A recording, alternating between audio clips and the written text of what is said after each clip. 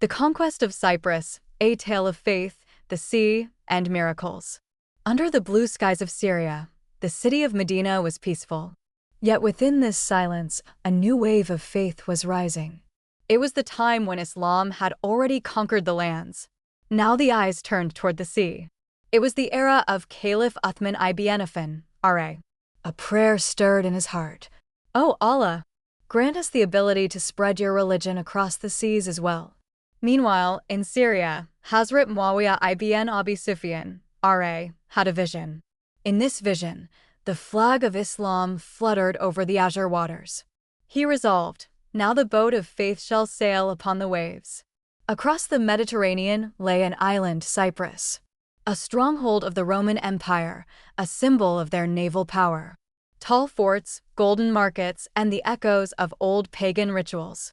This was the first naval expedition, a new test, a new demonstration of faith. Hazrat Muawiyah, R.A., wrote to Medina, "O Commander of the Faithful, Allah has granted us honor on land. Now permit us to carry jihad over the seas as well." For a moment, Medina fell silent. Then Hazrat Uthman, R.A., smiled and said, "If faith resides in your hearts, the sea too will obey you." Thus began Islam's first naval campaign. Ships were prepared from the coasts of Egypt, Syria, and Hijaz. On every sail, Allahu Akbar was inscribed, and every heart burned with divine love.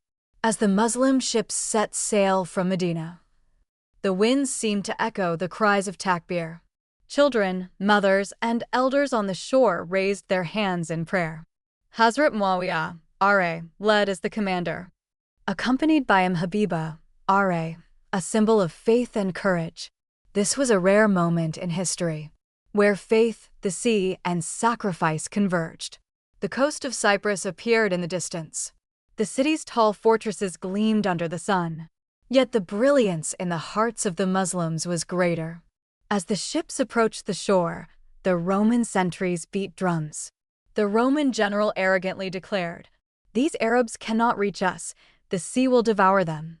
But the waves of faith could not be stopped, not even by the sea. The Muslim soldiers disembarked with cries of Allahu Akbar. As their feet touched the sand, the ground seemed to tremble. Hazrat Muawiyah, R.A., arranged his army in battle formation. One division advanced toward the fortress, another encircled the sides. The Romans attacked with arrows, catapults, and fire. But the hearts of the Muslims were fearless, illuminated by faith. The clash of swords, the cries of takbir, and clouds of dust were filled with the flood of Aman. Hazrat Abdullah ibn Qais, R.A., led the charge, breaking through the fortress's main gate. Sweat and radiance both gleamed on his face.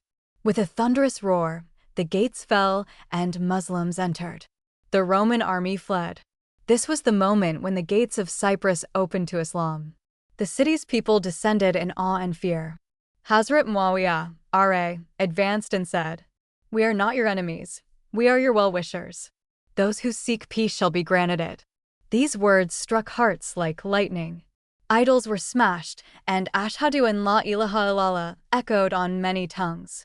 Hazrat Muawiyah, R.A., ordered, "Build a mosque here, so that the call to Allah can be heard across the Mediterranean." For the first time, the sea heard the adhan. The waves danced, the blue waters sparkled with the tears of faith. The Roman Empire watched in silence. Once proud of the sea, now humbled before the boat of faith. The rulers of Cyprus approached Hazrat Muawiyah, R.A. They said, "We have seen not your sword, but your justice. We desire peace and recognize Islam." An agreement was made. Cyprus came under the protection of Islam. The people agreed to pay jizya, and the Muslims promised to protect them. Then the dream of Haram bint Milan, R.A., was fulfilled. She attained martyrdom upon stepping on the soil of Cyprus. And the Prophet's prediction came true. The conquest of Cyprus was not just the capture of an island. It was a victory of faith, a triumph of certainty. From that day, the boat of Islam spread across every corner of the Mediterranean.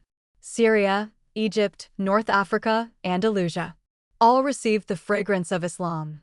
And Cyprus? It became the first symbol of the wave of faith. This story reminds us, When intentions are pure and the goal is Allah's pleasure, the sea becomes a path and history turns golden.